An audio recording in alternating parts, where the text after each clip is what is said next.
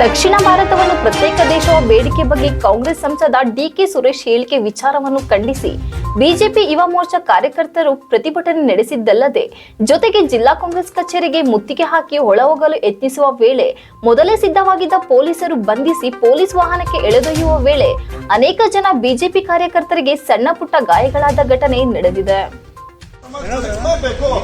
ಇಂಥ ಹೇಳಿಕೆ ಕೊಡೋರು ಇನ್ನು ಮುಂದೆ ಅಧವಸ್ಥದಲ್ಲಿ ಮಾತಾಡಬೇಕು ಅಂತ ಹೇಳಿ ಭಾರತೀಯ ಜನತಾ ಪಾರ್ಟಿ ಯುವ ಮೋರ್ಚಾ ಆಗ್ರಹಿಸ್ತಾ ಇದೆ. ಈ ಮೂಲಕ ಈ ಹೋರಾಟ ಇವತ್ತೇ ನಿಲ್ಲೋದಿಲ್ಲೇಶ್ವರ ಮನೆಗೆ ಮುಖ್ಯ ಹಾಕಿದ್ದೀವಿ. ಮುಂದಿನ ದಿನಗಳಲ್ಲಿ ಕಾಂಗ್ರೆಸ್ ಸಂಸದರ ಹೇಳಿಕೆ ಖಂಡಿಸಿ ಬಿಜೆಪಿ ಯುವ ಮೋರ್ಚಾದಿಂದ ಪ್ರತಿಭಟನೆ ನಡೆಸಲು ಮೊದಲು ಜಿಲ್ಲಾಧಿಕಾರಿಗಳ ಕಚೇರಿ ಆವರಣಕ್ಕೆ ಬಂದು ಕಾಂಗ್ರೆಸ್ ಪಕ್ಷದ ಸಂಸದ ಡಿಕೆ ಸುರೇಶ್ ವಿರುದ್ಧ ಧಿಕ್ಕಾರದ ಘೋಷಣೆ ಕೂಗಿ ಉಪವಿಭಾಗಾಧಿಕಾರಿ ಮಾರುತಿ ಅವರಿಗೆ ಮನವಿ ಸಲ್ಲಿಸಿದರು. ನಂತರ ಅಲ್ಲಿಂದ ಬಿಎಂ ರಸ್ತೆ ಮೂಲಕ ಜಿಲ್ಲಾ ಕಾಂಗ್ರೆಸ್ ಕಚೇರಿ ಎದುರು ಮೆರವಣಿಗೆ ಮೂಲಕ ಬರುವ ಮೊದಲೇ ಪೊಲೀಸರು ಕಾಂಗ್ರೆಸ್ ಕಚೇರಿಯ ಮುಖ್ಯ ದ್ವಾರವನ್ನ ಬಂದ್ ಮಾಡಿದಲ್ಲದೆ ಪೊಲೀಸ್ ಬ್ಯಾರಿಕೇಡ್ನಲ್ಲಿ ತಡೆ ಮಾಡಿದರು. ಇದನ್ನ ಲೆಕ್ಕಿಸದೆ ಬಿಜೆಪಿ ಕಾರ್ಯಕರ್ತರು ಒಳನುಗ್ಗಲು ಯತ್ನಿಸಿದ ವೇಳೆ ಕೆಲ ಸಮಯ ಪೊಲೀಸರೊಂದಿಗೆ ನೂಕಾಡಲಾಯಿತು.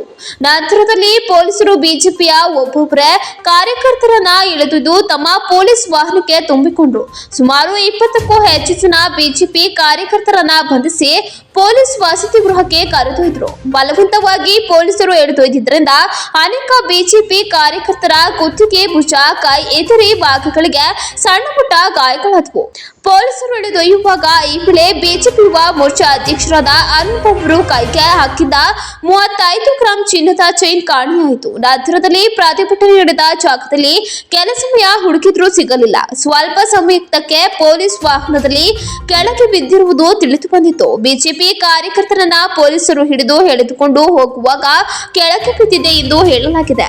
ರಾಜ್ಯ ಯುವ ಮೋರ್ಚಾ ಉಪಾಧ್ಯಕ್ಷ ಅಶಿತ್ ಮಾತನಾಡಿ, ಸಂಸದರಾದ ಡಿಕೆ ಸುರೇಶ್ ಅವರು ಇತ್ತೀಚೆಗೆ ಕೊಟ್ಟಂತಹ ಹೇಳಿಕೆ ದೇಶವನ್ನ ಉತ್ತರ ಮತ್ತು ದಕ್ಷಿಣ ಭಾರತವಾಗಿ ವಿಭಜಿಸಬೇಕಾಗುತ್ತದೆ ಎಂದು ಹೇಳಿರುವ ಹೇಳಿಕೆ ದೇಶದ ಐಕ್ಯತೆಯನ್ನ ಒಡೆಯುವಂತಹ ಕೆಲಸವನ್ನ ಮಾಡಿದ್ದಾರೆ.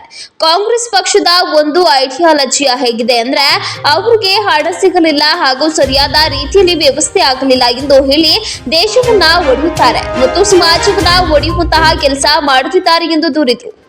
ಅದೇ ಮನಸ್ಥಿತಿಯಲ್ಲಿ ಜವಾಬ್ದಾರಿಯುತ ಸಂಸದರಾಗಿ ಡಿಕೆ ಸುರೇಶ್ ಅವರು ಇಂತಹ ಹೇಳಿಕೆ ಕೊಟ್ಟಿದ್ದಾರೆ.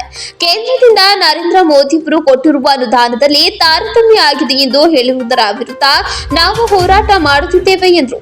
ಕೇಂದ್ರದಿಂದ ರಸ್ತೆ, ರೈಲ್ವೆ ಕಾಮಗಾರಿ ಇರಬಹುದು, ವಿಮಾನ ನಿಲ್ದಾಣದ ಅಭಿವೃದ್ಧಿ ಸೇರಿದಂತೆ ಯಾವುದೂ ತಾರತಮ್ಯವಾಗಿರುವುದಿಲ್ಲ.